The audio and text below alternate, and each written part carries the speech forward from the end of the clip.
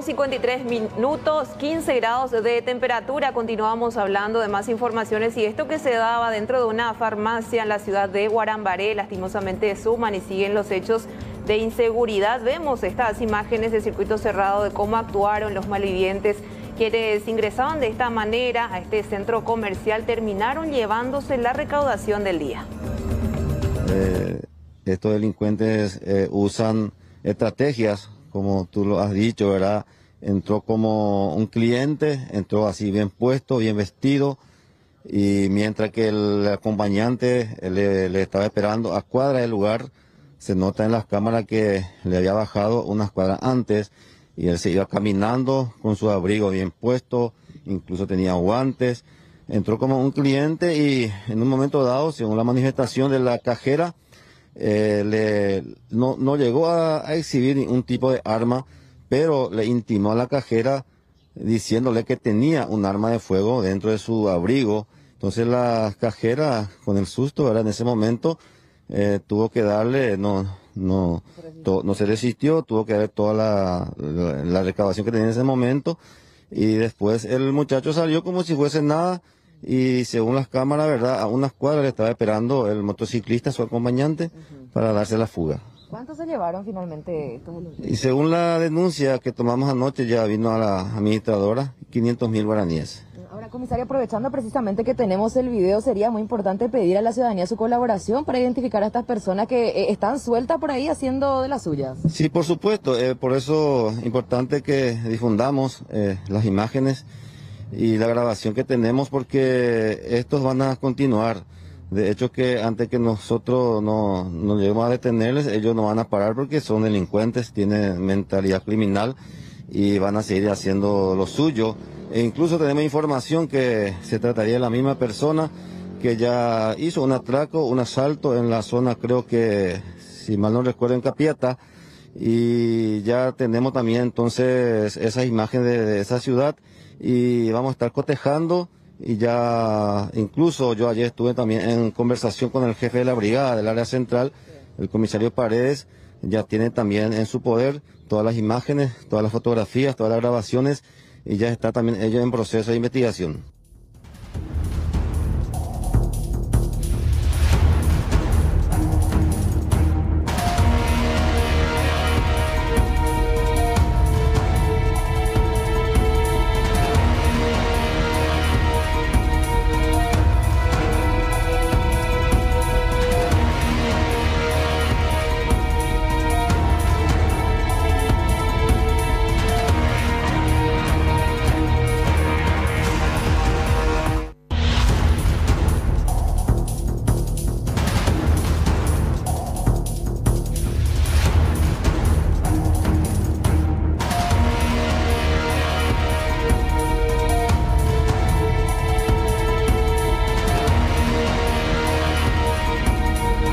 En instantes vamos a tener todo el reporte de la zona sur, principalmente de la República, ante estas heladas, ante estos días bastante fríos que se anuncian, por lo menos el de hoy, uno de los más fríos de este año. En instantes, pero es momento de hablar de la pequeña desaparecida en la zona de Emboscada, que hoy debería de cumplir 8 años. Bueno, hasta ahora nada se tiene al respecto sobre su paradero desde aquel 15 de abril. La policía sigue investigando y viendo las pesquisas y armando este rompecabezas para tratar de entender qué pasó con ella. Mientras tanto, la madre y el padrastro siguen detenidos.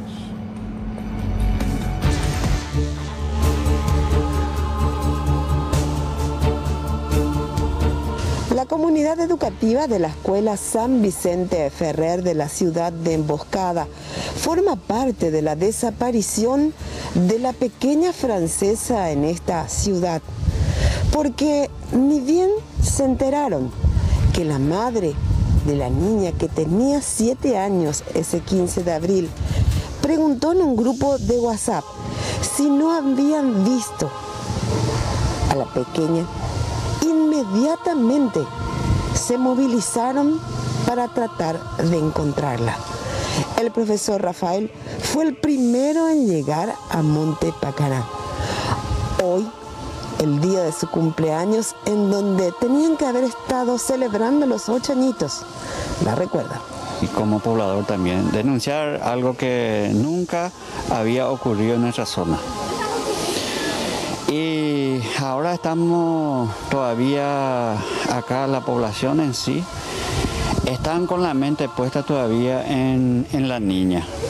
Más todavía ahora que el viernes es el cumpleaños de la niña, estamos recordándole profundamente, sinceramente digo que es algo que nos golpeó y hasta ahora estamos sintiendo. La comunidad en sí está sintiendo todavía esto.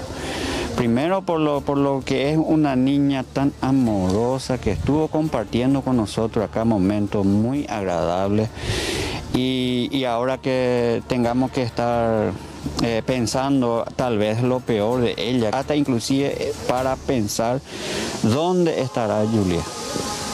Juliet en su corto paso aquí por la escuela San Vicente dejó una profunda huella, por eso que todos se movilizaron de la escuela para localizar. Y sí, y es por la capacidad un poco diferente de ella tal vez, ¿verdad?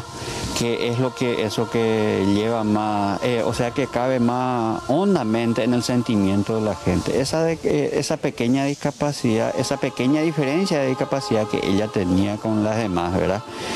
Pero en realidad si vamos a estar hablando personalmente de ella, era lo bueno de ella que siempre llegaba en la escuela con la sonrisa en los labios y siempre mostraba esa actitud.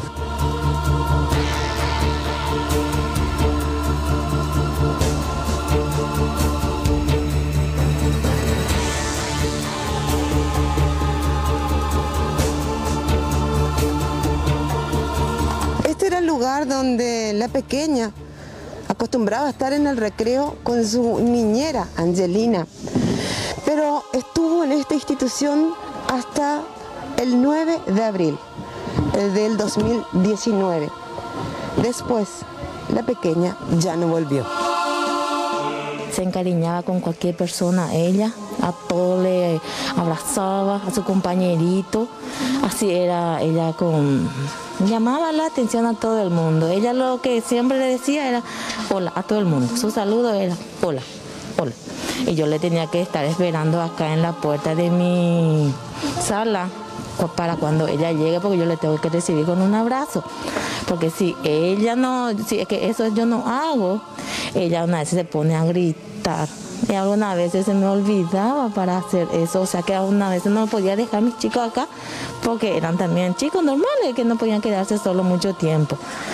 Y hay veces que así entra ya se calma ella, así era con su compañerito ella, porque era recomendación de la directora para la mamá, para que pueda, porque ella requería de un tratamiento, vamos a decirle especial, un tratamiento diferente a los otros. ¿Sentiste ese 15 de abril cuando te enteras que desapareció? Ay, como toda mamá, desesperada. Yo casi a las 10 de la mañana me enteré, porque como mi compañera me mensajó, yo no sabía, lo de un principio yo no sabía.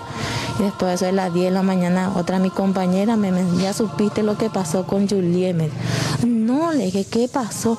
Y se perdió, desde anoche de ayer se perdió, me dijo. Y que haya noticias de ella, y que sea buena noticia, que todo Paraguay está reclamando, esperando una noticia de ella, que sea positiva esa noticia.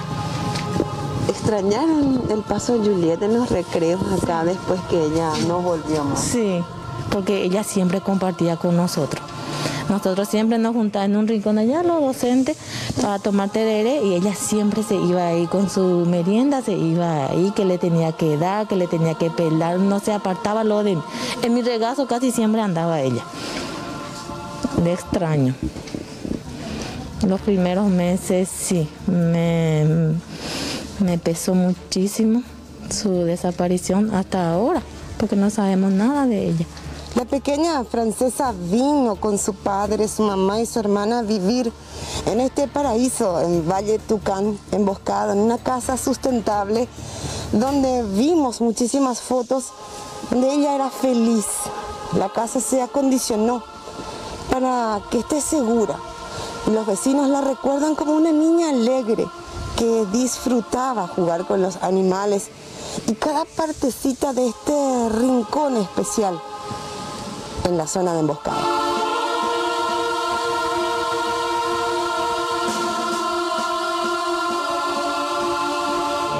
Hoy la casa está abandonada, nadie vive, las cosas de la familia se encuentran dentro de esta hermosa edificación perteneciente aún al papá de la pequeña. Hay una mesa que permanece en este lugar, pero que no será para festejar los 8 años de la pequeña francesa desaparecida en Pacaná, porque hasta ahora no hay noticias. La niña de Emboscada vivía con sus padres en Francia. En el 2018, tras venir a Paraguay, se mudaron a este lugar hasta enero del 2020, cuando alquilan a un alemán y nuevamente se mudan a un alquiler en el centro de Emboscada hasta que llega la pandemia del COVID y terminan en el condominio cerrado Monte Pacaná, administrado por el principal sospechoso de su desaparición. Solo el silencio queda en Monte Pacaná después de la detención de su madre y de Oberuber. Y estos caminos que quizás guardan el secreto de dónde fue llevada la pequeña que hoy tenía que cumplir 8 años. La gran pregunta, ¿dónde está Juliet?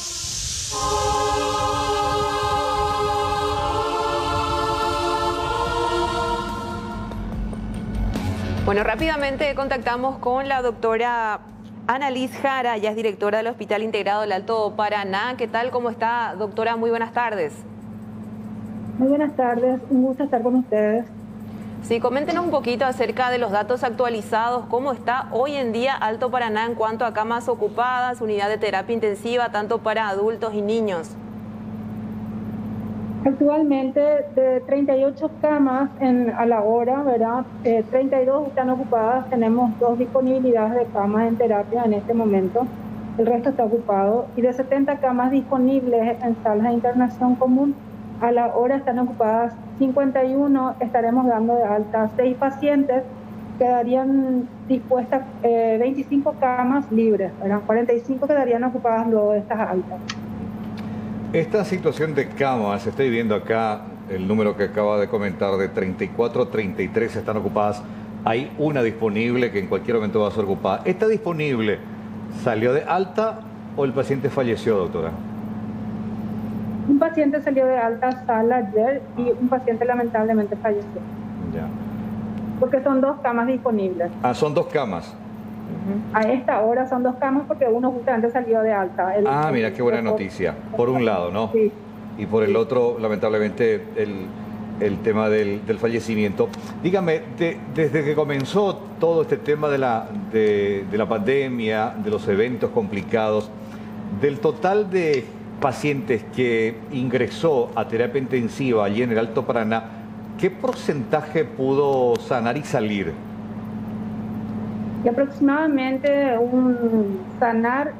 salir de la terapia salieron aproximadamente 2-3%, que fueron del total que ingresaron, que terminaron ingresando cerca de 50-60, ¿verdad? Porque es rotativo. Sí. De esas personas que fueron intubadas, ¿verdad? Salieron aproximadamente 4 o 5 personas a sala, ¿verdad?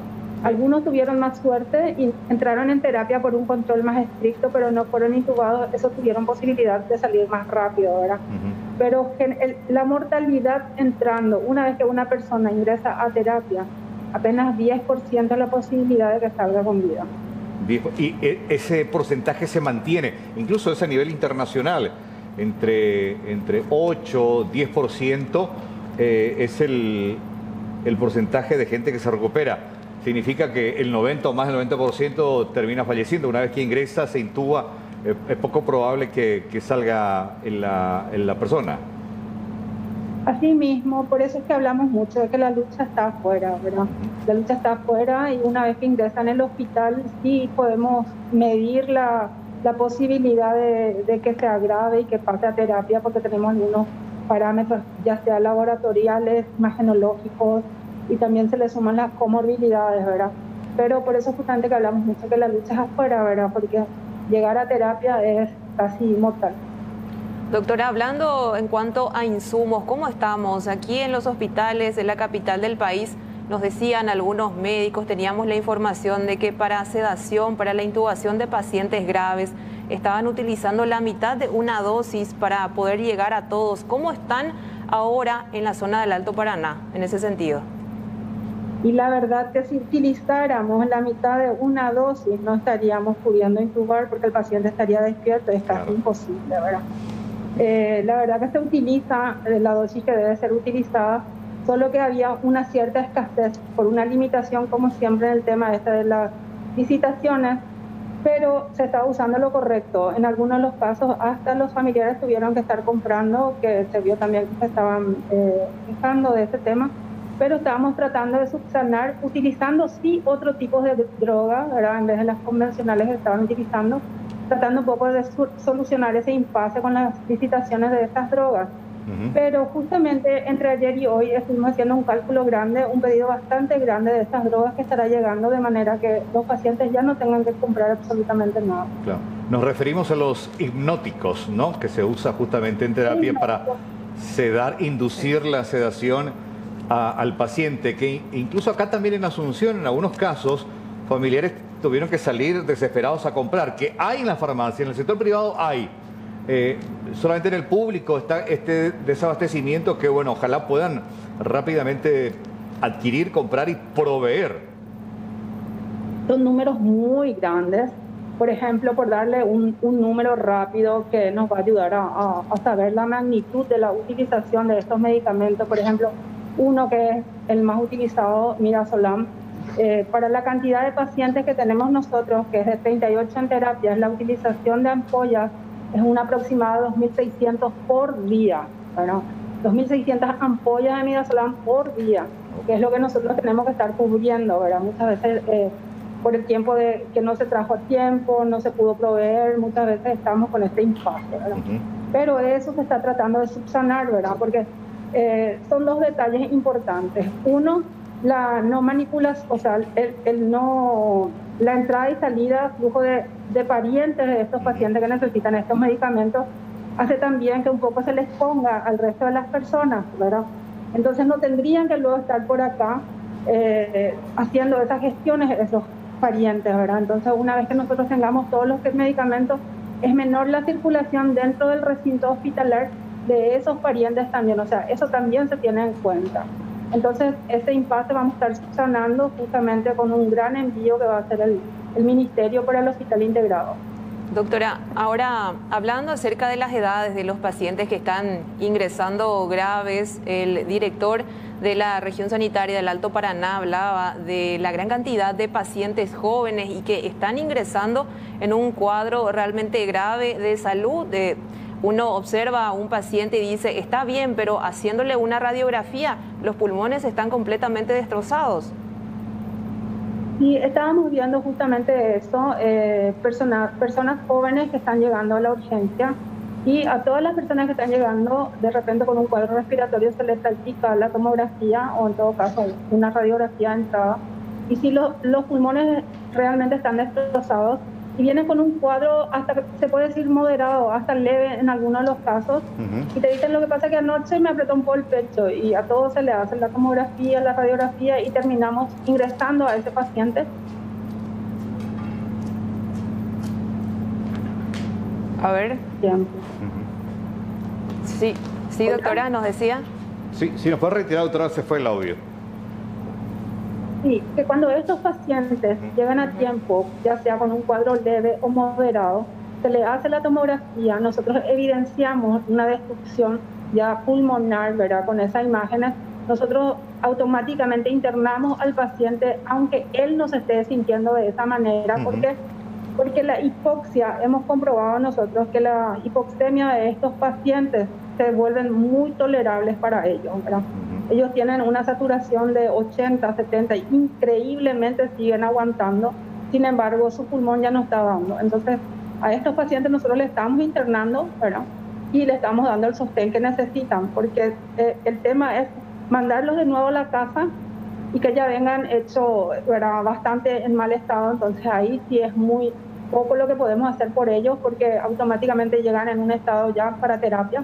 Claro. Generalmente de la urgencia pasan a terapia, que era lo que nos sucedió las 2 últimas semanas que veníamos viviendo como un picotazo, ¿verdad?, del COVID acá en Ciudad del Este. Sí, estoy viendo en tus números, doctora, 4 camas de terapia para niños, las 4 ocupadas. Las 4 ocupadas por niños con sospechas de COVID, ¿verdad? Ajá. Niños con COVID todavía confirmados, aquí en nuestro centro no tenemos internados. Ya. Y del total de pacientes que ustedes recibieron y tuvieron que derivar, ¿cuánta gente finalmente que requería terapia intensiva fue derivada hasta Central, Asunción, que se repartieron acá entre INERAN y el Hospital Nacional también? Más o menos, ¿cuánta gente ya derivaron por la incapacidad de prestar atención allí?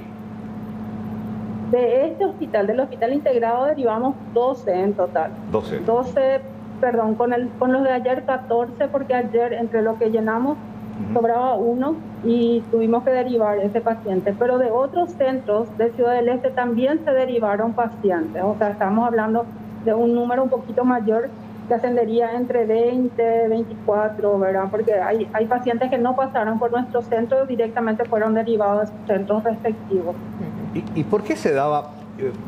Quizás haya una cuestión de explicación numerológica, pero me gustaría escuchar de su propia boca, doctora, de las últimas semanas, la última semana de la cantidad excesiva de fallecidos, veíamos muy asustados que incluso en algunos casos 70% pertenecía a Alto Paraná, ciudad de origen, Alto Paraná. ¿Por qué la mayoría de los casos de fallecidos eran de esa zona, doctora? ¿Por qué eran de esta zona? Porque es la zona donde estaban el mayor número de contagiados hasta la semana antepasada, ¿verdad? Pero es lo que iban haciendo de a poco, saltando, perdón. Pero el tema es el siguiente también. Muchos de esos casos que fueron falleciendo en el transcurso de la última quincena del mes de julio, ya a finales de julio y a principios de agosto, fallecieron como sospechosos de COVID, ¿verdad? De repente, en una toma que se fueron haciendo otra vez los resultados del laboratorio, saltan esos pacientes que murieron como sospechosos de días anteriores, saltan como positivos en la fecha. Entonces, de los procesados en la fecha, esa cantidad fallecieron, ¿verdad? Pero no siempre son los que fallecieron en el mismo día, porque si yo te dijera lo contrario, ¿verdad?, no sería correcto, pero la verdad es que muchos de ellos sí son procesados en el día, pero son fallecimientos de personas que fallecieron como sospechosos en otras fechas. Ya. Decime, perdón, doctora, que le tuteé, ¿cuántos neumólogos tiene el hospital integrado? El hospital integrado a la fecha contamos con 3 neumólogos interconsultores, ¿verdad?, que son los que están con nosotros. Uno de ellos está permanentemente con nosotros. Son 3 en realidad: el doctor Cano, el doctor Brites y el doctor Pallarola. Ya. ¿Y terapistas? Terapistas, todos los terapistas que están en las 38 camas, ¿verdad?, son terapistas de entrenamiento y especialistas en terapia. Pero son los terapistas son aproximadamente 10, 12 personas, 14. El resto, los otros muchachos son personas entrenadas en terapia que ya estaban trabajando siempre en salas de terapia intensiva. Están súper sobrecargados entonces, con 10 para los distintos turnos, estamos hablando. Y los otros que, bueno, tienen entrenamiento, pero no son terapistas, no tienen la formación. La experiencia. Sí, quizá un poco de experiencia, pero la formación académica. A lo mejor no tienen la formación académica, pero sí tienen la experiencia, porque realmente lo están llevando muy bien. Por eso, justamente ayer me preguntaban hasta cuándo vamos a crecer lo que es terapia, ¿verdad? Yo le estaba comentando justamente a otro medio que queremos crecer hasta 50 y me dicen, ¿y no pueden crecer más? Yo le digo, no. Profesionalmente hablando, ya no podemos crecer más porque ya no tenemos personal capacitado, entrenado, con experiencia para que puedan asumir el cuidar un paciente con respirador, ¿verdad? Entonces, espacio tenemos suficiente, estructura tenemos suficiente, tenemos respiradores, tenemos más de 18 respiradores de reserva, Pero no es lo mismo que yo te diga, te voy a respirar, el que te va a cuidar no es el correcto. Entonces también estuviéramos incurriendo en una mala praxis, ¿verdad? Entonces esos detalles también tenemos que estar cuidando. Y aparte de eso, con la posibilidad de vida que la gente va a tener entrando en una terapia y no recibiendo lo correcto, estaríamos sumando la carga de que puedan fallecer. Doctora, finalmente, de mi parte al menos, hablando de esta ola de frío, evidentemente se vienen muchas enfermedades respiratorias, no solamente de COVID, hablamos de influenza, también otros cuadros. ¿Cómo están preparados para recibir también a esta gran cantidad de pacientes? En realidad, para recibir a esta cantidad de pacientes, ya que estamos hablando de la oleada de frío, ¿verdad? Estamos aumentando nuestros consultorios día, nuestros consultorios noche. Hasta la fecha estábamos manejando 2 consultorios días y un consultorio noche, más la parte de urgencia y reanimación, ¿verdad? A partir de esta semana estuvimos reforzando 3 consultorios días, 2 consultorios noche, que son totalmente independientes, solamente para enfermedades respiratorias, y estábamos viendo el descenso, o sea, la curva se detuvo un poco en el número de consultas día, ¿verdad? Entonces estábamos analizando eso, pero sí queríamos prepararnos justamente para esta preocupación que tenés, ¿verdad? De que van a ir aumentando los casos respiratorios y que nosotros teníamos que estar preparados para eso y aumentamos las consultas. Bien, excelente. Doctora Analí Jara, muchas gracias por tu tiempo. Un fuerte abrazo desde Asunción. Gracias a ustedes, gracias por la entrevista. Buenas tardes. Doctora.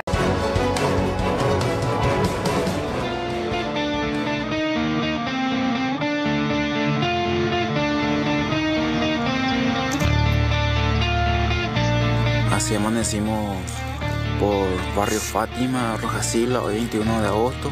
Ya las hortalizas han sido regadas a tempranas horas, pero de igual forma están así cubiertas todavía con mucho hielo, totalmente congeladas. De igual forma están así.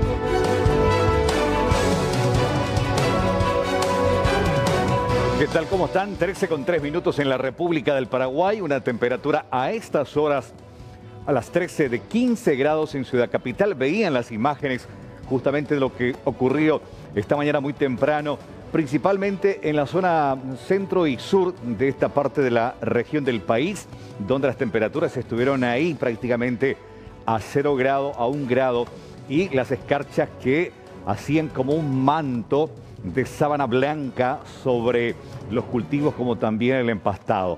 Una jornada que hasta ahora aparentemente se presenta como la más fría de este año. Veremos qué pasa mañana, porque también Meteorología anuncia que esta misma temperatura se replicaría en estas zonas principalmente de la República. Como siempre, es un gusto, un placer. Bienvenidos a nuestra primera edición aquí a través de C9N, el canal de noticias más importante de la República en esta jornada de viernes, en las puertas del fin de semana. Un fin de semana frío, pero arrancando la próxima nuevamente, por fortuna, las mínimas van a comenzar a ascender. ¿Qué tal, Angie? ¿Cómo te va? Muy buenas tardes. Muy buenas tardes, ¿qué tal? ¿Cómo estás, Carlos? El saludo para vos también, muy cordialmente a todos nuestros televidentes. Bienvenidos a Primera Edición en este viernes 21 de agosto. Estas heladas que no solamente se sintieron aquí en gran territorio nacional, sino que también en varios países. Hablamos de la situación en Santa Catarina, Brasil, desde hace años que no nevaba en esa zona, y esto que evidentemente perjudica a toda la región. Exactamente, días bastante fríos, por lo menos en lo que resta de esta jornada y mañana, sí, hasta el domingo. Después va a ceder nuevamente la temperatura.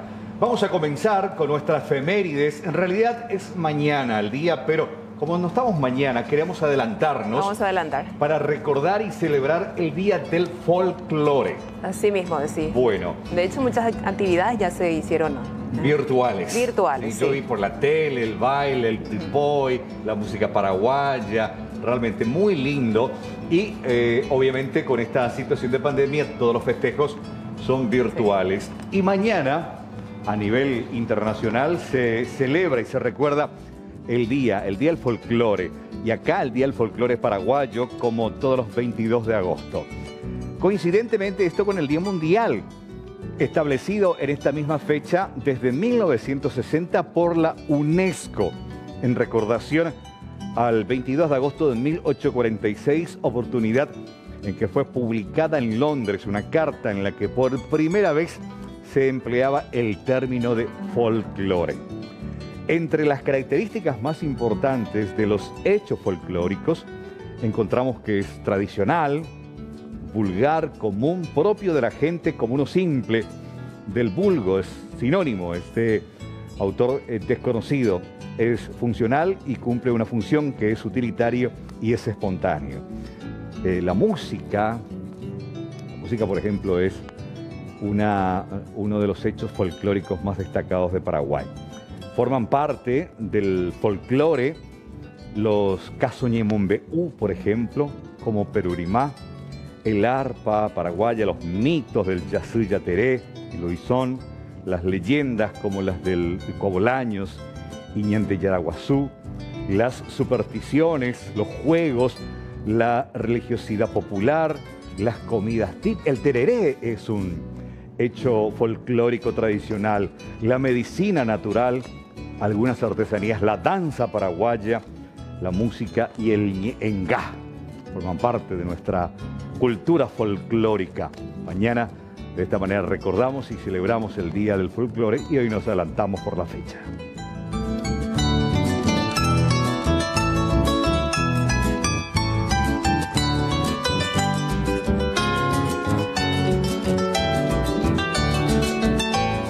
Con 8 minutos en esta jornada de viernes, así se presenta en estos momentos Ciudad Capital y alrededores.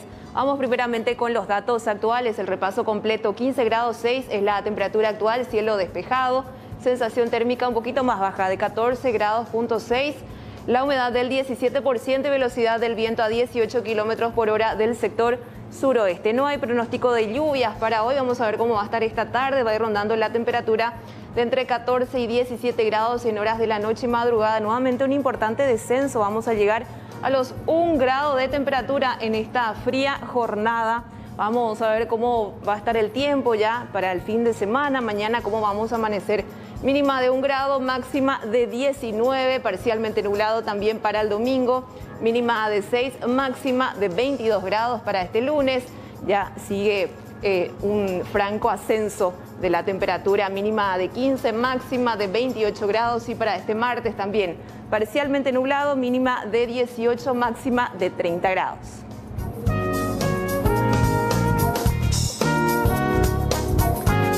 Vamos con la pizarra de cotizaciones, vamos a ver cómo cotizan hoy las principales monedas, vamos a ver cómo está el dólar en la compra, 6.850 guaraníes y en la venta 6.930 guaraníes, el euro en la compra 7.400 y en la venta 7.750 guaraníes. El peso argentino, como está hoy, se mantiene en la compra y la venta. En la compra 52 y en la venta 62 guaraníes. El real en la compra también se mantiene en 1.100 y en la venta 1.220 guaraníes.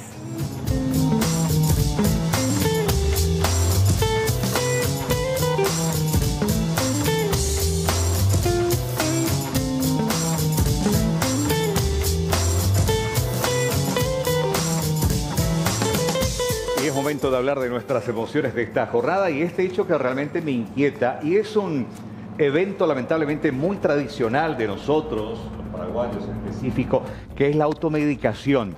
De encontrar, de leer algo por ahí que supuestamente hace bien a la salud, comprar e ingerir. Ojo, mucho cuidado, y esto tiene que ver justamente con el tratamiento contra el COVID-19, que en realidad no existe, que son medicamentos que se utilizan de acuerdo a las circunstancias y de la situación del estado de salud del paciente. Ojo, porque ante el pánico colectivo que se ha generado justamente con la expansión del virus, varias personas han empezado a tomar medicamentos sin receta médica para atender los síntomas de una gripe normal, ingiriendo antibióticos para la infección en la garganta. Y este panorama es favorable para la lucha de la resistencia antimicrobiana que enfrenta el mundo actualmente. La OMS ha sido muy reiterativa con esta situación, enfatiza que no se deben usar antibióticos como medida de prevención o tratamiento del COVID-19. Si su uso está orientado solo para el tratamiento de la infección bacteriana, siguiendo las indicaciones, no use como una medida preventiva de profilaxis algunos medicamentos que se publican y aparecen en internet, porque cuando realmente precises utilizarlo, el cuerpo no va a tener la misma reacción. Por eso es importante de que no se automedique y que si en el caso que necesite, que sea el médico quien lo recete.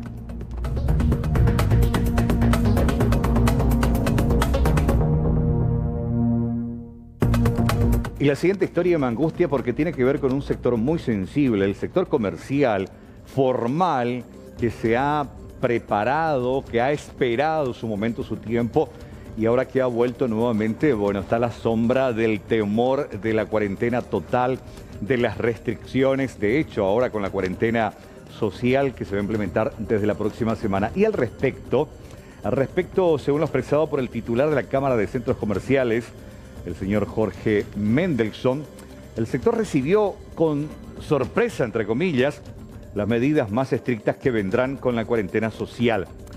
Para el empresario, este tipo de medidas perjudican al sector comercial formal, que se ha ajustado a las medidas sanitarias mientras otros no respetan las disposiciones. Mendelson considera que, por más que el gobierno haya trabajado en la concienciación de la ciudadanía, esto evidentemente no fue suficiente. Las declaraciones del representante de los centros comerciales se da justamente luego de que el gobierno haya anunciado la intención de establecer una cuarentena social por 2 semanas ante el elevado número de contagiados, y esto arrancaría desde el próximo lunes. Todavía no los detalles acerca de los horarios, de las limitaciones, de las restricciones no se tienen, se va a dar a conocer el domingo, pero todo apunta y que podría, dice él, afectar a este sector formal que se preparó, que se ajustó, pero finalmente por causa de los irresponsables y otros que no cumplen, los números se dispararon.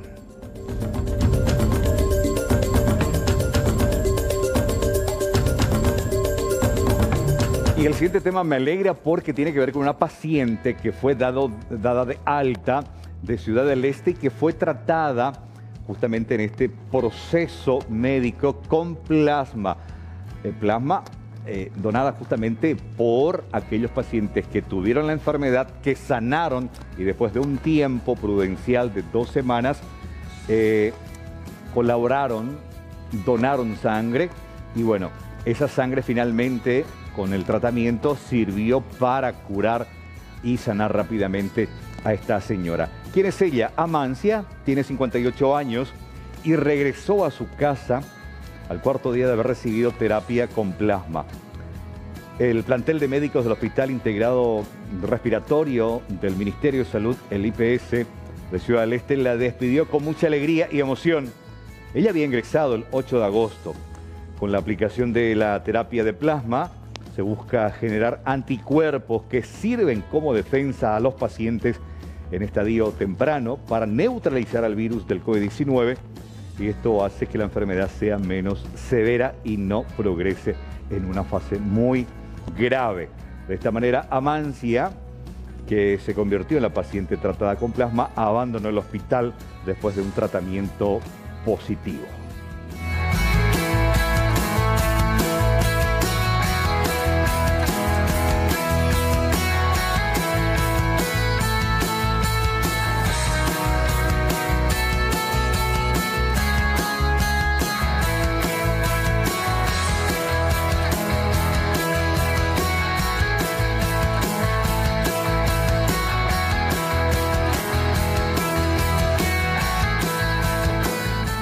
Bueno, Carlos, televidentes, tenemos que hablar de la conferencia de hoy, de casi prácticamente todos los viernes, del ministro Julio Mazzoleni. Hablaba acerca de estas medidas restrictivas, que si bien no se tiene todavía muy claro el tema del horario, principalmente se van a dar aquí en nuestro país. Cuarentena social que dice busca estabilizar algunos números en cuanto a frenar por sobre todo la ola de contagios. Principalmente para Asunción y Departamento Central, el Alto Paraná tiene su propia cuarentena. No se refirió a otras zonas de la República. Aquí el foco principal, el temor, tiene que ver con esta parte del país. Y bueno, la idea es justamente ponerle un freno a la cantidad de contagios. Recordarán que el propio Sequera y otros referentes de la República decían de que Asunción y Central se podrían convertir en una réplica de la cantidad de casos como Ciudad del Este, incluso más. Entonces, ante esta situación, propone la cuarentena social, que son restricciones principalmente para los eventos sociales y la distribución y venta de alcohol. A ver, esto decía el ministro Mazzoleni. Restringir la circulación en ese espacio de 2 semanas, particularmente con un horario limitado de lunes a lunes, por la noche y madrugada básicamente. También hacemos hincapié específico en lo que tiene que ver con la venta de bebidas alcohólicas. ¿Por qué la venta de bebidas alcohólicas? Porque es claramente un catalizador de la relajación en el ámbito social, donde contundentemente la mayor parte de los contagios se producen. Entonces esa es parte de la racionalidad con la cual estamos respaldando estas medidas. Y también esta cuarentena social está un poco basada, respaldada en el aprendizaje que hemos tenido y también en la gran respuesta que han tenido varios colectivos con el ejercicio de los protocolos estrictos. Otros componentes de esta cuarentena social tienen que ver con el transporte de mediana y larga distancia los fines de semana. La idea es restringir el desplazamiento fuera de Asunción y Central, limitarlo al máximo de modo que podamos también evitar la propagación del virus. El Paraguay tiene muchos puntos, brotes del virus en este momento. Muchos de ellos son de pequeña envergadura, otros son de una envergadura mayor, pero la idea es tratar de enfocar, concentrar nuestros esfuerzos para limitar las áreas donde haya una propagación viral sostenida, como tenemos hoy en 2 departamentos y en Capital. También en los lugares públicos vamos a volver a la actividad física individual, eso quiere decir en los parques y demás, entonces uno puede ir a caminar. Se puede hacer las actividades que están protocolizadas y en las cuales hay mucho y buen aprendizaje. Por ejemplo, se puede seguir con los gimnasios dentro del horario que va a quedar establecido. Instamos también a que sigan haciendo educación todos los referentes de los distintos colectivos para poder manejarnos con seguridad dentro del protocolo. Instamos también a la gente que pueda trabajar a distancia, que lo haga. Aquellos que son de grupos vulnerables también que se sometan a una cuarentena voluntaria para ayudarnos, y a todos los jóvenes también que podamos colaborar, los jóvenes que puedan colaborar en evitar la propagación del virus, ¿verdad?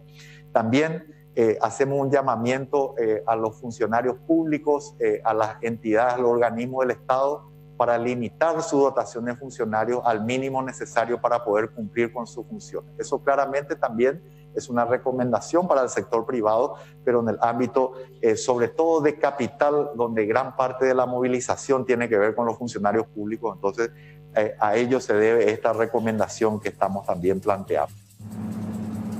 Bueno, atención con esta segunda parte de lo que nos dice el ministro Julio Mazzoleni. Hay que tener muchísimo cuidado más todavía en esta segunda etapa en estas próximas 4 semanas.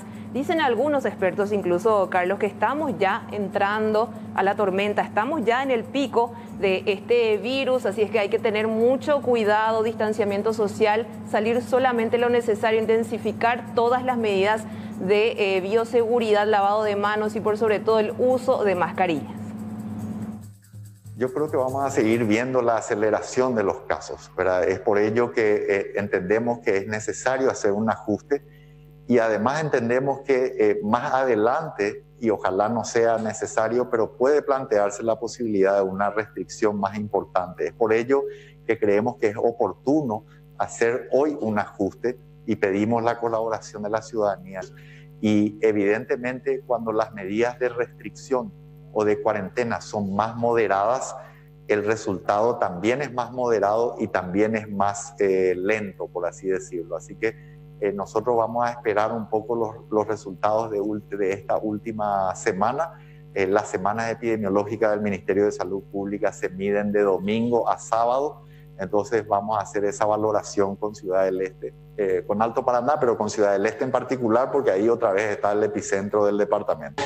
Uno de los objetivos más grandes, más allá de los sanitarios, que son los prioritarios, y de la salud de la ciudadanía, también está preservar la fase 3 de la cuarentena, o sea, preservar todo lo que hemos logrado avanzar en el ámbito económico. Entonces, esos son los objetivos también, y naturalmente así. No está en nuestro ánimo, en nuestro interés hacer un retroceso de la cuarentena, pero el peso de los indicadores o de la situación puede hacerlo si no logramos contener. La idea ahora, para ponerlo en términos sencillos, no es realista quizás plantear un descenso abrupto de los casos, ¿verdad? Con esto. Lo que logramos o lo que queremos lograr es estabilizar el número de casos que tenemos semanales, de modo a que la velocidad de contagio pueda contenerse lo más posible.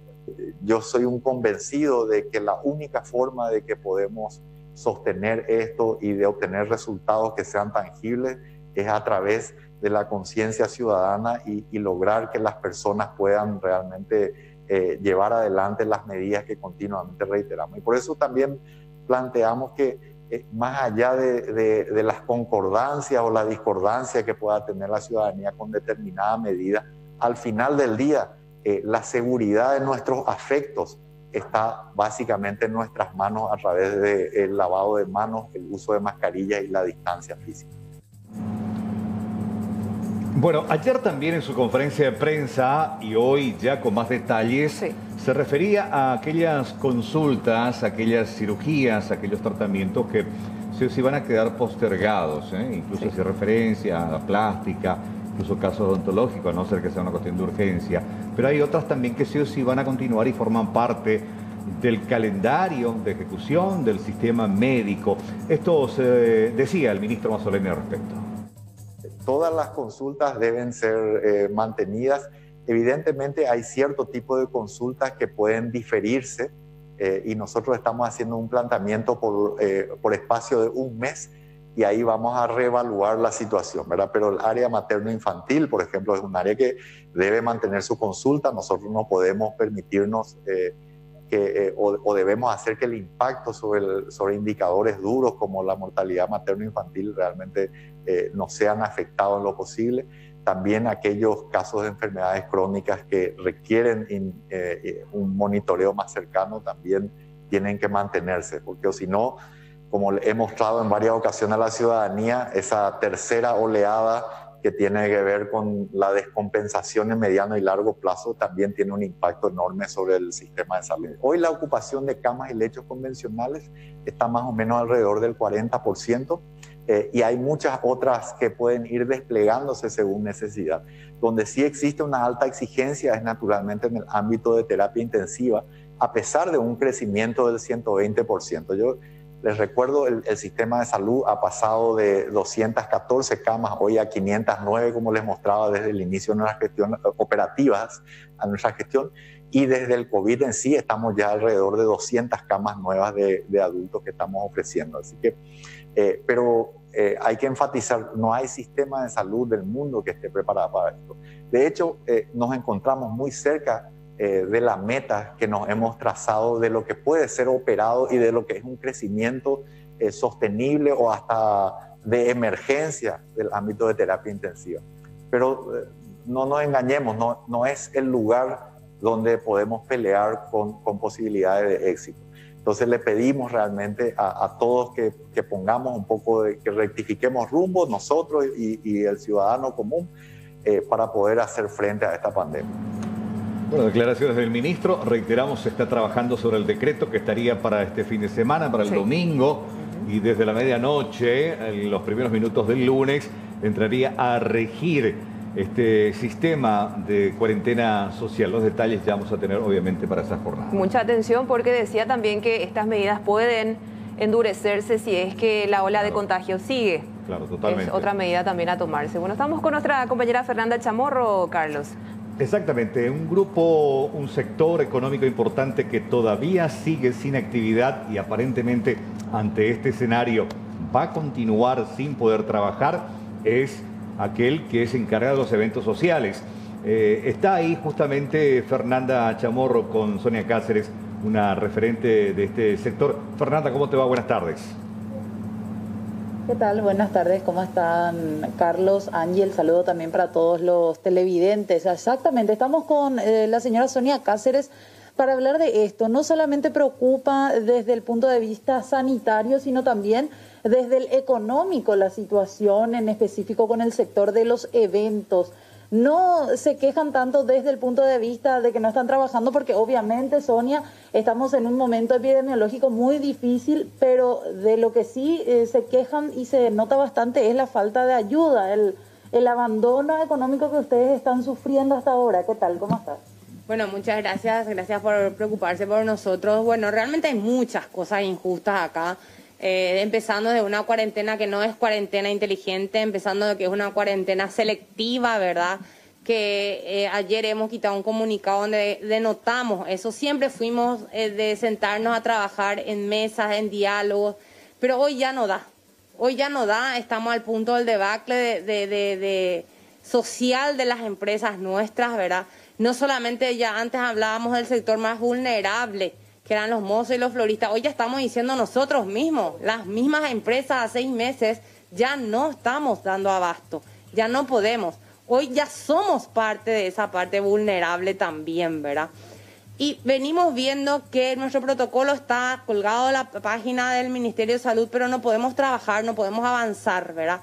¿Por qué? Porque la fase 1, 2 y 3 no se han comportado como nosotros habíamos instado. Hicimos toda una campaña de concienciación social de que el tema de que jugar limpio, fase 1, fase 2, fase 3, jugar limpio, porque la fase 4 tiene que salir a trabajar, porque también tenemos familias que mantener, porque también tenemos cuentas que pagar y ya no existe ninguna ley de emergencia porque que nos avale, ya no existe ninguna ley para nosotros, ¿verdad? El tema, lo mínimo que estamos pidiendo ahora es poder salir a trabajar con todas las medidas del protocolo necesario, que lo sabemos hacer profesionalmente y que lo vamos a hacer profesionalmente. Hoy en día decimos, un restaurante trabaja muy bien con un protocolo. ¿Por qué un salón de eventos no puede trabajar muy bien con nuestro protocolo de eventos también? ¿O qué quieren? ¿Que hagamos que nuestros salones sean restaurantes? Pues lo vamos a hacer porque es lo que es el siguiente paso. O sea, hay cosas ilógicas e incoherentes en esta cuarentena inteligente. ¿Cómo les toma ahora esta cuarentena social que planean ser impuesta? Se están reuniendo, también tenemos entendido, con autoridades de salud.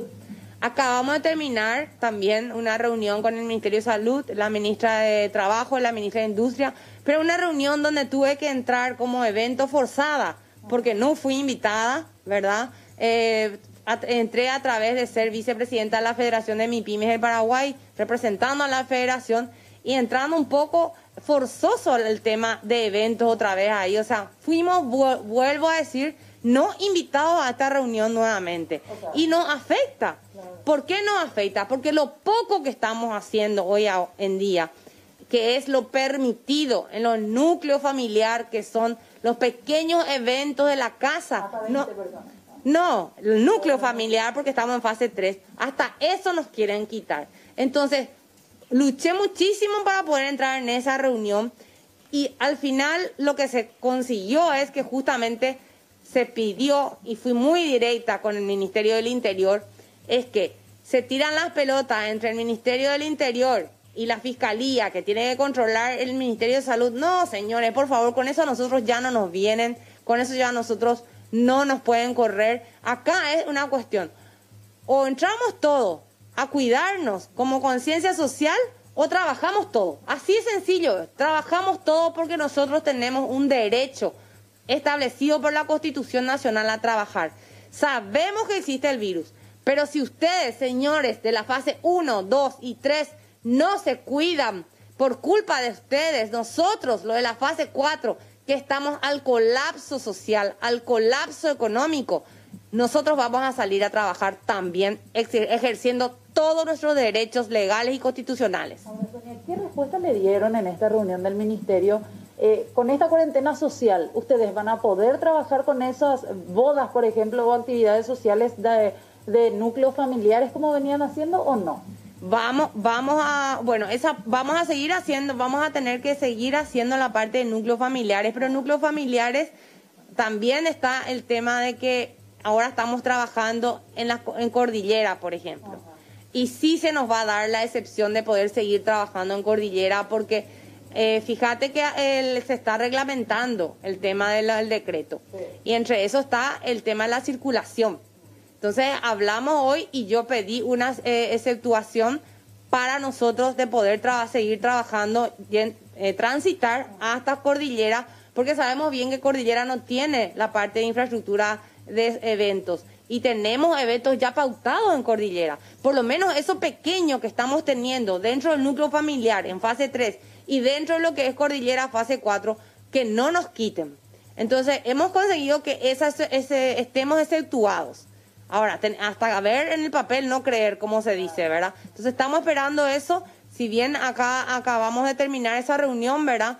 Ahora, estas 2 semanas, esta fase, señores, fase 1, fase 2 y fase 3, a controlarse, a tratar de que este virus sea controlado, a mantenerlos, a usar las tapabocas, distanciamiento social, todo, porque la fase 4, cuando decide ingresar, lo va a hacer por una ley que nos ampara, que es la Constitución Nacional de este país. Ahora, Sonia, hablan mucho ustedes también, incluso en el propio comunicado, Carlos, Angie, hablaban de tráfico de influencia, hablaban de una organización selectiva para ver quién entraba en qué fase. ¿Por qué eso? ¿A qué se refieren? Bueno, hoy justamente en la misma reunión que tuvimos, le dije al representante del Ministerio del Interior, le dije, aquí no existe más el tema del control. Aquí hay tráfico de influencia porque lo hay, selectividad en la parte de avance de fases, ¿verdad? Porque voy a poner el tema de los bares. Los bares, por ejemplo, estuvo el representante de bares y yo fui también sincera y le dije, no todos los bares mantienen el protocolo porque nosotros hemos hecho un rastreo, hemos hecho las visitas correspondientes. Entonces, no todos los bares se están cuidando. Entonces, salen también infecciones de ahí, salen también el virus de ahí, ¿verdad? Ellos avanzaron una fase. Ellos estaban con nosotros, ellos avanzaron una fase. Encima ahora tienen música en vivo. Y a nosotros nos habían dicho que la música en vivo, la misma epidemióloga del ministerio nos dijo que al cantar uno emite muchos aerosoles, ¿verdad? Entonces ahora está habilitado. Evento no está habilitado. Vinieron los casinos. El mismo día que nosotros estábamos definiendo algunas cosas en el Ministerio de Salud, a la gente del casino se le dijo, ustedes no. Al día siguiente avanzó casinos. Casinos estaba con nosotros en entretenimiento en fase 4. Pero lo que pasa es que tienen padrinos, tienen tráfico de influencia. Entonces yo, si es que ustedes me dicen, o si la gente me dice, no, Sonia, anda a hablar con fulano, que tiene más poder, no tenemos ningún problema. Vamos a buscar padrinos también si es por eso. Pero no corresponde. Corresponde el trabajo que dice la Constitución Nacional libre. Nosotros no estamos pidiendo acá algo que no es nuestro derecho. Nosotros ni siquiera hemos pedido subsidio. Nosotros el putibó, todas esas cosas, no es para nosotros. Nosotros ni siquiera hemos sido, nuestra gente ni siquiera ha llegado a eso. Y ahora que se nos había prometido con énfasis, el putibó tiene énfasis en frontera, en eventos y en gente que no y en empresas que no han activado todavía la fase 4. Pero como vos sabés, se inscribieron 2.300.000 personas en un putibó de 700.000. O sea, ahora otra vez nuestra gente que se inscribió, quién sabe si va a recibir ni eso.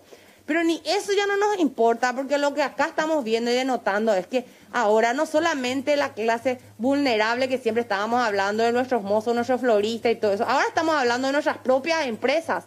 Nosotros ya no damos. El BNF me acaba de decir que no hay préstamos para reestructuración económica. O sea, ¿en qué quedamos? Habíamos quedado en que íbamos a tener una ley de emergencia 2 que iba a avalar a la fase 4. Habíamos quedado en que íbamos a tener un subsidio del PTU para nuestra gente más vulnerable. Habíamos quedado en que íbamos a tener un crédito para reestructuración económica, que tampoco tenemos. O sea, ¿en dónde está para el gobierno la fase 4? ¿Dónde está? Entonces, si nosotros no estamos para el gobierno, entonces vamos a salir a trabajar. Libremente, porque nosotros no existimos, señores del gobierno, para ustedes.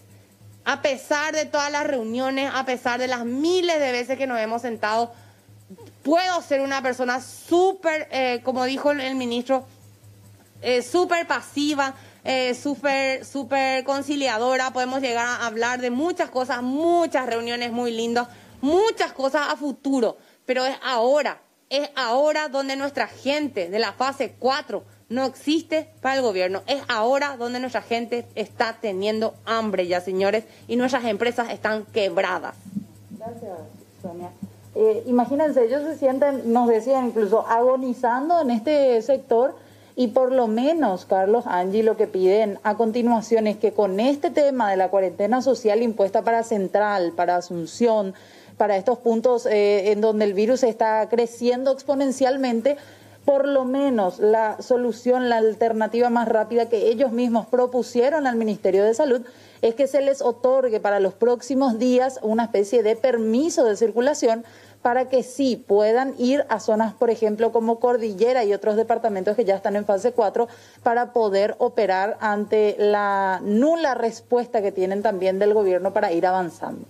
Sí, totalmente, y más teniendo en cuenta estas restricciones. Ellos quieren también una respuesta para seguir trabajando, y decía realmente de forma bastante clara este representante de este sector realmente bastante olvidado, porque ellos prácticamente están en la fase 4 y hasta el momento no tienen una respuesta clara por parte del gobierno. Es decir, están olvidados, pero ellos buscan algunas alternativas también para seguir trabajando, Fernanda. Y ya son los últimos. Verán ustedes incluso en esas primeras gráficas de la fase 4, estaban, por ejemplo, restaurantes, estaban bares, estaban casinos, otro tipo de locales y actividades económicas que están en el sector de entretenimientos. En su gran mayoría ellos avanzaron, y eso es lo que dicen. Hay una desigualdad por lo que ellos sienten, porque todos los que estaban en el grupo de fase 4 ya avanzaron, menos el sector de los eventos, lastimosamente. Fernanda, gracias. Gracias también a nuestra invitada, a nuestra entrevistada, la señora Sonia Cáceres, por este momento y por esta charla también. Buen resto de jornada. Hasta luego. Bueno, ya está el diputado, ¿sí? Lo tenemos. A ver, diputado Carlos Núñez Salinas, ¿cómo te va? Muy buenas tardes. Muy buenas tardes, Carlos, y a Angie y a toda la audiencia del medio. Bueno, vimos el proyecto de ley que planteó en la sesión, donde busca que sanatorios privados reciban a pacientes derivados del sector público ante la posibilidad de que salud pública esté saturado, y me refiero concretamente a los cuidados intensivos, que es el sector más vulnerable. Concretamente, ¿qué dice este proyecto presentado, diputado? Asimismo, Carlos, este proyecto presenté también con el acompañamiento de la colega Jazmín Narváez, que es líder de la bancada también mayoritaria del partido, con el diputado Colin Soroka también. Este proyecto surge como una iniciativa de tratar de mitigar la situación que se está viviendo en el país relacionado a la pandemia.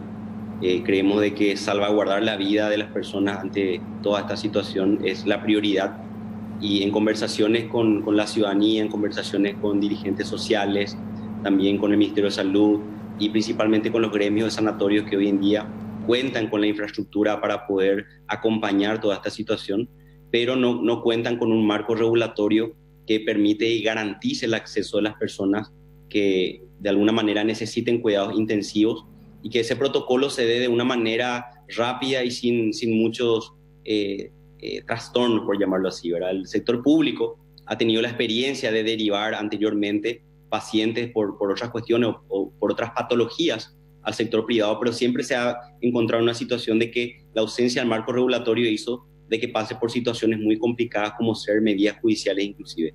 Buscamos que todas las personas que de alguna manera no tengan la atención en el sistema público puedan ser trasladados inmediatamente a sanatorio del sector privado sin ningún trámite que ocupe tiempo ni que tampoco ocupe costo para la ciudadanía. La salud pública hoy en día es la prioridad nacional, hay presupuesto para poder llevar adelante a esto en base a los créditos que ya se han realizado y creemos de que es oportuno de que esto tenga una regulación y una obligatoriedad por parte de los sanatorios privados a recibir a los pacientes y también por parte del Estado de que se haga responsable de los costos. Ninguna sola persona, Carlos, tiene la posibilidad de poder pagar los altos costos que conlleva un tratamiento intensivo. Queremos que el Estado respalde y dé la garantía a la ciudadanía. Sí, evidentemente, diputado, tenemos que estar preparados ante una eventual situación que nos ponga a todos en un colapso sanitario. Tenemos realmente que estar preparados y en ese sentido, ¿se tiene un estudio de cuánta es la capacidad de los sanatorios privados para poder absorber a pacientes en terapia intensiva, en camas convencionales, que según tengo entendido, diputado, no son muchas las camas también disponibles? Asimismo es, Angie. En conversaciones con el señor Javier Sosa, que es el presidente del gremio de la Asociación de Sanatorios Privados, ellos nos informaron, ¿verdad? Alrededor de 100 camas UTI de terapia intensiva están disponibles en este momento. Pero nosotros agregamos a la ley un artículo, el artículo 5, que habilita una línea de crédito a través del Banco Nacional de Fomento con una tasa preferencial que posibilita con la gestión rápida de estos sanatorios a que ellos puedan equiparse también y aumentar esas camas. Creemos de que podemos llegar a 200 a 250 camas con el acceso al crédito para la compra del equipamiento UTI, para la compra de respiradores y también la infraestructura necesaria. Este diálogo fue sostenido con el presidente del gremio y creemos de que en la próxima semana vamos a tener un detalle mucho más avanzado de la capacidad de lo que se pueda ampliar, ¿verdad? Lo que hoy ya está disponible, queremos que esté a disponibilidad de la ciudadanía. Y lo que se pueda invertir y que el Estado pueda ayudar a los sanatorios privados que puedan equiparse a través de un crédito, obviamente no regalando absolutamente nada, sino que puedan mejorar su infraestructura, ese es el objetivo de esta ley. Sí, justamente dentro de este proyecto, diputado, se establece y se habla de lo que usted decía, de una línea especial de crédito, una línea dirigida justamente al sector de sanatorios privados para que puedan ellos ampliar su capacidad. ¿Cómo ellos tomaron como gremio? ¿Lo ven como una manera de colaborar? ¿Lo ven bien? ¿O como un sistema coercitivo que baja en línea el Estado? De hecho, que la Constitución Nacional, Carlos, ampara al gobierno y al Estado en poder tomar todas las medidas necesarias en una situación crítica. Nosotros vivimos en una situación crítica en el país. Esperemos de que esto no se desborde como se está anticipando, ¿verdad? Pero previendo la situación, el Estado tiene la capacidad de poder tomar decisiones drásticas de ser necesario. Nosotros no queremos llegar a una decisión, sino queremos llegar a una negociación que de hecho ya se está realizando. Claro. El Ministerio de Salud Pública ya está en las negociaciones de los precios con los gremios, ¿verdad? Pero lo que ellos tienen duda, Carlos, Angie, es de que se cumpla el compromiso con ellos, porque ellos vienen ya también teniendo deudas, Salud Pública viene teniendo deudas con los sanatorios privados por pacientes que fueron derivados y que nunca se saldaron esas deudas. Entonces, es evidente que el sector privado va a tener de alguna manera resistencia si es que no se dejan las cartas bien claras sobre la mesa. Creemos de que este proyecto de ley que ya hemos consensuado con el sector de los sanatorios están plenamente de acuerdo en poder tener este marco regulatorio y también de poder acceder a esos créditos. Yo creo que hay una excelente predisposición por parte de ellos y creemos de que esto va a ser una medida de mitigación para salvaguardar la vida de los pacientes con COVID. Acá lo que veo, y de hecho, diputado, hay un acuerdo entre el sector privado y salud pública, un acuerdo que ya incluso se había establecido al arranque de esta pandemia, de la posibilidad de que ellos recepcionen a los pacientes. Está en el marco de un acuerdo, pero lo que se pretende es darle el marco legal, y yo creo, por la percepción que tengo, que es incluso una garantía que el sector privado requiere para que ellos se sientan tranquilos de que sí van a ser compensados económicamente en algún momento dado por esa prestación de servicios. Asimismo, Carlos, de hecho que hay varios acuerdos que ya se vienen haciendo hace muchos años en situaciones críticas cuando hubieron situaciones de repente que ameritaban, ¿verdad? Son acuerdos que se hacen por resoluciones. Las resoluciones tienen sus limitaciones legales, ¿verdad? Por eso es que se plantea una ley que garantice por sobre todas las resoluciones, no solamente una garantía para el sector privado. A nosotros lo que nos importa hoy en día como representantes es que las personas, el ciudadano que tenga que ser atendido en un sanatorio, que sea atendido de manera rápida y en forma correcta, ¿verdad? Que no llegue a tener que hacer una medida judicial como se viene haciendo en muchas cuestiones. Si ustedes revisan el historial de los medios de comunicación, pueden ver de cuántas personas pierden la vida por falta de terapia intensiva. ¿Y por qué no son derivados al sector privado? Porque muchas veces hay resistencia al sector privado, porque justamente hay una carencia de un marco legal que dé garantías de esos cobros, ¿verdad? Eso es lo que busca la ley, eso es lo que se propone en esta ley, acompañando también de financiamiento que mejore la infraestructura y los equipamientos necesarios. Estamos convencidos, Carlos, de que esto es apenas una medida más de las cuestiones que se te puedan dar. Yo apuntaría inclusive a tratar de crear acuerdos público-privados en mediano plazo y en corto plazo, ser necesario, para poder aumentar la infraestructura también. El sector privado es mucho más dinámico, tiene la capacidad de poder mejorar muchas cuestiones y muchos costos. Por lo tanto, esa alianza debe ser permanente, no solamente en salud pública, sino en todas las áreas del Estado. Muy importante realmente, y por sobre todo este punto que usted bien destacaba, diputado, el hecho de este proceso no sea muy burocrático en el caso de que se precise alguna cama, algún servicio en unidades de terapia intensiva, salas convencionales o incluso insumos. ¿De cuánto estamos hablando en cuanto a montos, diputado, en ese sentido? Cuando hablamos de los montos de terapia intensiva, hablamos de montos bastante variables, ¿verdad? Hay un costo en la región que ronda los $1.500 inclusive por día en muchos casos, ¿verdad?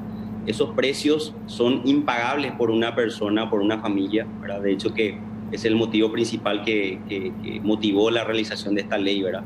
Ahora bien, los precios deben ser negociados por el Poder Ejecutivo, el Ministerio de Salud Pública. Nosotros no vamos a regular precios en una ley.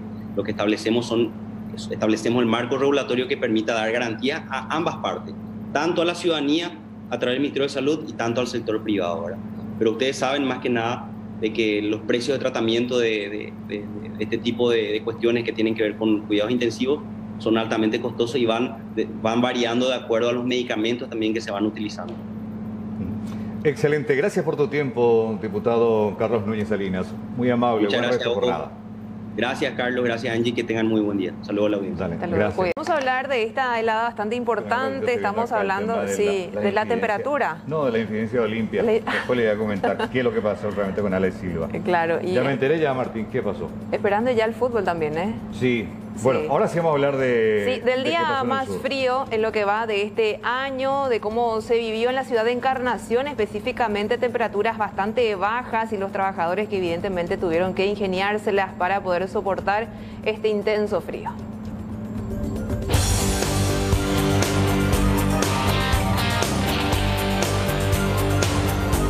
Frío polar en el sur del país con temperatura de hasta 0 grados en distintos puntos del 7º departamento y con heladas. Según los trabajadores, es el día más frío de este año 2020 en esta región del país.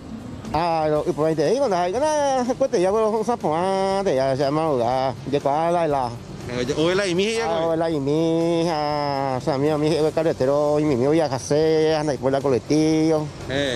Y hubo una situación. ¿Los movimientos y nada, bonito?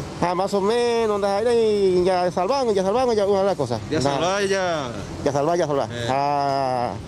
Ya cuando me están seis pasos, mi vida, bate con el lado, baby, nace más lugar, yo quería más eso, podemos caer un vaya. Ella habría ponerse en base a la onda.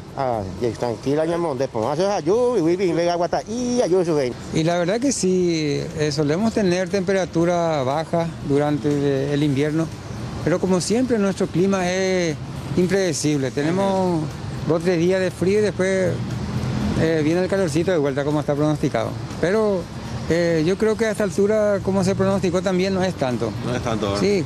¿Se aguanta bien? Sí, bastante bien, porque, como se suele decir, los sureños estamos acostumbrados a... Zona de Miranda. Zona de Miranda, aparte, ¿qué es la helada por tu lado? Mona pibe. Timba. No. Usa ponado de allá. Será. Estamos y ya oye, pero yo cambiar por otro lado. Año por lo menos con 10 vamos a vaina ya, mano. Oye, entonces este día que fijaré, guarela, sabes, en el récord, en el con haiteno allá. Autoridades en Carnacenas instan a dar aviso a los números de emergencia si ven a personas en situación de calle para que se les pueda rescatar. Sí, eso es de todos los días. Siempre tenemos gente con ese problema en la vía pública. Ahora, ¿se les lleva a un albergue? ¿Cómo es el tema? Y no estoy no entiendo mucho de ese tema, pero hasta donde más o menos yo sé es que se le lleva, se le busca la casa, o se busca la casa de los parientes y se le lleva, según tengo entendido, por este tema de la pandemia no hay un albergue en este momento donde se le lleva a esas personas. Lo que se trata es que no estén en la calle, ¿verdad? Exactamente, que estén en un lugar donde no estén expuestos. Exacto. Las bajas temperaturas van a continuar y la recomendación de las autoridades es que se tomen todas las medidas de precaución para evitar enfermarse en esta difícil situación.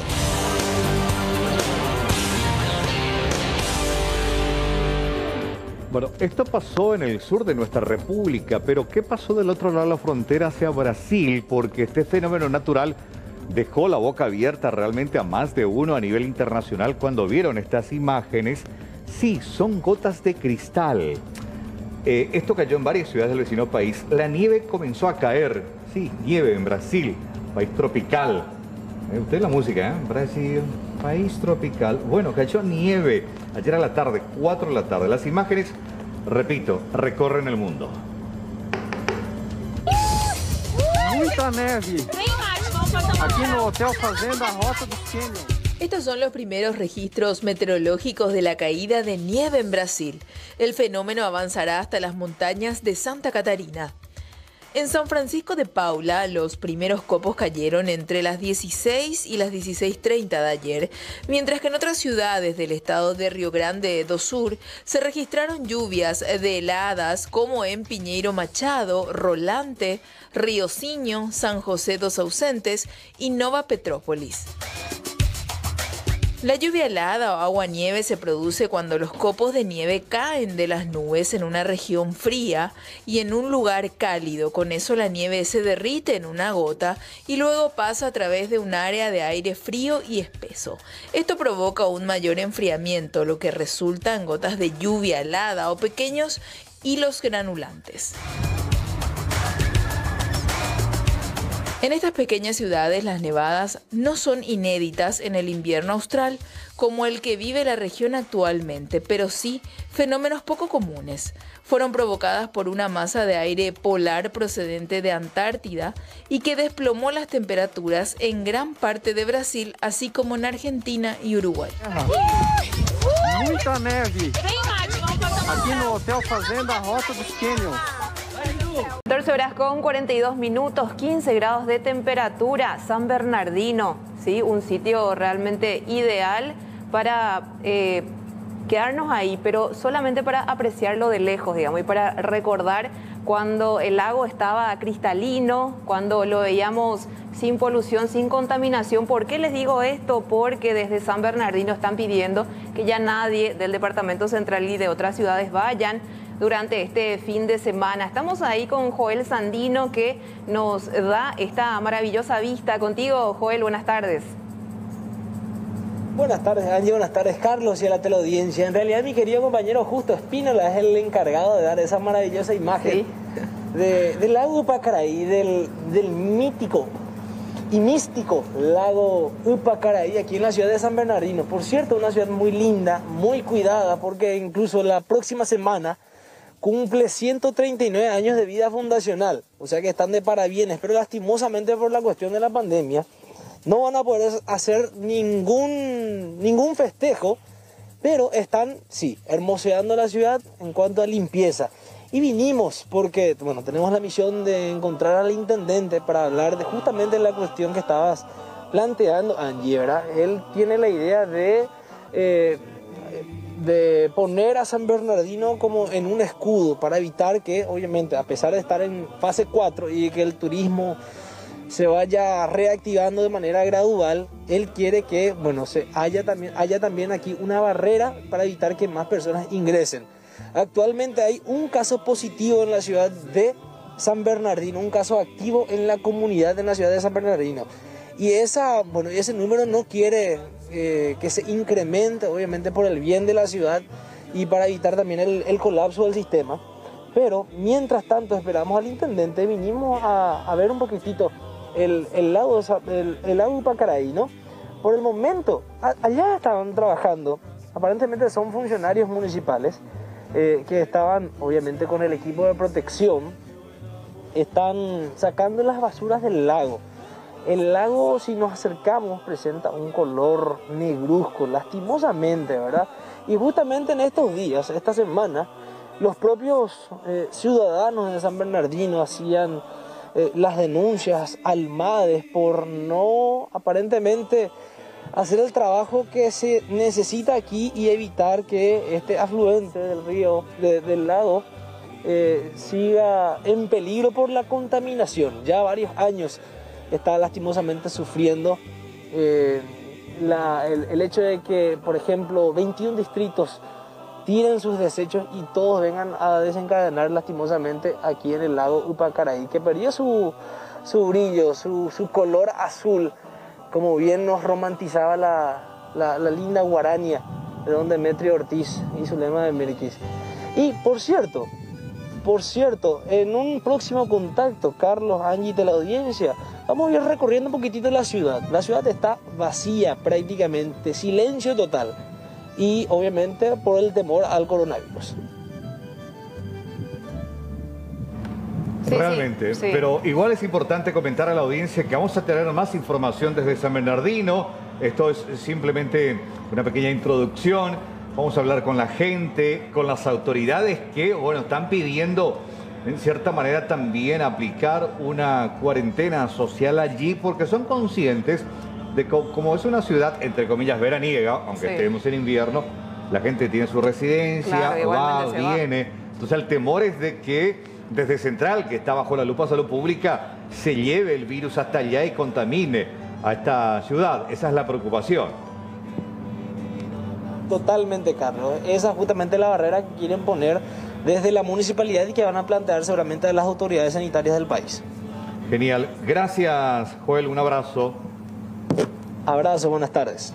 Hasta luego, Joel. Estamos ahora con esta noticia en vivo y en directo. Estamos con nuestro compañero Mariano López. Allanamientos que se están dando en zona del barrio Cocuepajú de Capiatá, específicamente contigo, Mariano. Buenas tardes. Es así, Angie, ¿qué tal? Buenas tardes a vos, a Carlos, a todos los televidentes. Estamos acompañando muy de cerca el trabajo realizado por el Departamento Antinarcóticos de la Policía Nacional, también por gente del Ministerio Público. Llegaron de manera sorpresiva a esta casa donde continúa el allanamiento. Y fíjense la particularidad, cuando llega la comitiva encuentran incluso a 4 jóvenes, que son los 4 jóvenes que ustedes ven del lado de la pared, que son consumidores, y este sería un punto de distribución, subcomisario Virgilio Chávez. Sí, así mismo, ante la constante denuncia de vecinos y también de la comisaría jurisdiccional posterior a una vigilancia discreta, se posterior al allanamiento de esta vivienda, en el que, como ustedes ya están viendo, se consume y se vende sustancias estupefacientes. Y estos mismos jóvenes son quienes, posterior a consumir estas drogas, realizan todo tipo de robos, asaltos, hacen hurtos, ¿verdad? Cualquier tipo de hecho baratelario, inclusive hasta robar sillas de vecinos, ¿verdad? Que es una comunidad muy humilde. Y obviamente crean mucha zozobra en el barrio. Y fue positivo el allanamiento, ¿verdad? Tuvimos un resultado esperado, se incautaron dosis de crack y marihuana que ya estaban prestos para su comercialización, es decir, dosificados. Y también estas personas que ellos mismos se declararon adictos, ¿verdad? Comisario, ¿qué es lo que ustedes pudieron identificar del comportamiento o del funcionamiento, por así decirlo, de este punto de distribución? ¿Venían, compraban, se iban, venían, quedaban aquí? Porque con este allanamiento y las 4 personas que estaban aquí, Es como que parecía también una especie de aguantadero al final. Así mismo, ellos tienen su famosa nave, entre comillas, o lugar donde consumen el fondo. Si quieren podemos mostrar en imágenes eso, si nos pueden acompañar. El lugar donde las personas que compraban la droga pasaban para consumirla, que se encuentra acá en el fondo de la vivienda. La nave se le llama, comisario. La nave porque es un lugar donde ellos vuelan, entre comillas, ¿verdad? Y es este lugar. Estamos llegando acá, Angie, Carlos televidentes, una especie de chacra, o que fue chacra en su momento, pero entonces esto es lo que se conoce como nave. Así mismo, donde justamente ustedes ven estos elementos precarios, acá esta silla, de repente uno cuando hace mucho frío encuentra fuego también que ellos preparan. Y acá lo que hacen es comprar y en la tranquilidad, entre comillas, que le proporciona a esta gente, consumen la droga, ¿verdad? Y obviamente una vez que consumen la droga ya vienen las consecuencias posteriores, ¿verdad? Porque generalmente son gente de muy escasos recursos que obviamente para sustentar su vicio realiza cualquier tipo de robo o cualquier tipo de hecho punible con tal de tener ese dinero para consumir. Estamos hablando de robar desde silla, garrafa hasta asalto y muerte inclusive, que muchas veces lo hacen bajo los efectos de la droga sin siquiera darse cuenta de las consecuencias que tiene su hecho. En base, Carlos, Angie, a las conversaciones ya que tuvimos con el comisario Chávez, él nos había explicado que estas latitas que ustedes ven acá son latas de reciclaje. Podemos decir y, ¿cómo se dice?, concluir, ¿verdad? De buenas a primeras. Sin embargo, estas mismas latas son las que utilizan ellos para cocinar, para prender las piedras de crack, y ese humo es el que justamente inhalan estas personas en esto que sería la nave. Carlos, Ángel, el procedimiento sigue, vamos a ver después si podemos conversar con los dueños de casa, pero ven ustedes, esto básicamente es una chacra, algunas cositas aquí, pero ya la chacra se echó a perder debido a que estas personas estaban utilizando como una especie de aguantadero este lugar, compañeros. Bueno, excelente. Gracias Mariano por este reporte. Estamos en vivo ahí siguiendo de cerca esta información. De hecho, vamos a ampliar más detalles un poco más tarde. Gracias, un abrazo, muy amable.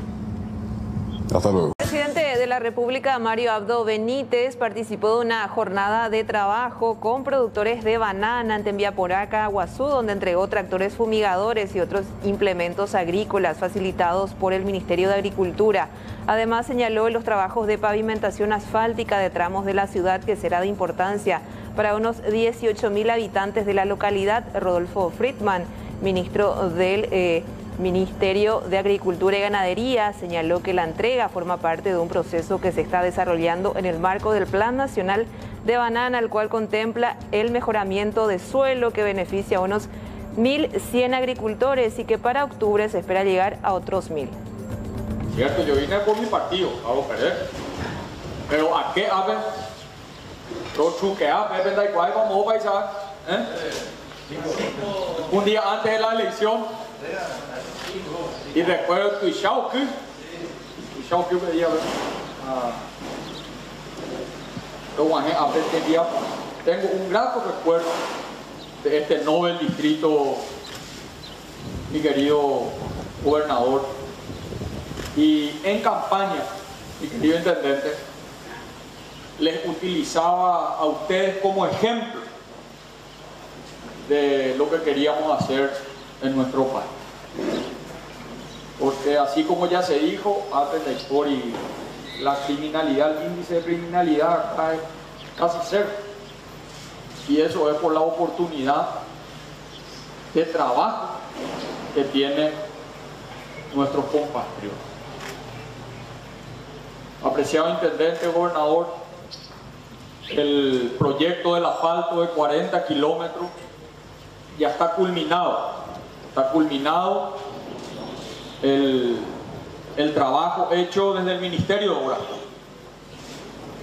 Y vamos a llamar a licitación ya este año para poder tener el tramo asfaltado. Hemos asfaltado ya en 2 años más de 150 kilómetros nuevos de ruta pavimentada en el departamento de Caguas. Y Tembiaporá es el último distrito que no tiene conexión asfáltica. APEAL hace compromiso en época de campaña que ningún distrito del departamento de Caguazú se iba a quedar sin conexión vial asfáltica. Lastimosamente, porque nunca anda ya como años, Hoy tenemos el problema de recaudación por los efectos de las políticas sanitarias que se tomaron en Paraguay y en el mundo.